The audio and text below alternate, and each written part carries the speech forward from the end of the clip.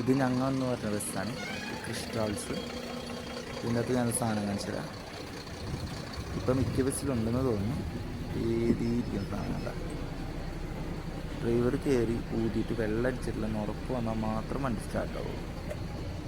നമ്മുടെ ടീമിൽ അവിടെ ഇരിക്കുന്നുണ്ട്, കിടക്കുന്നുണ്ട്. അവൻ നല്ല ഉറക്കവും.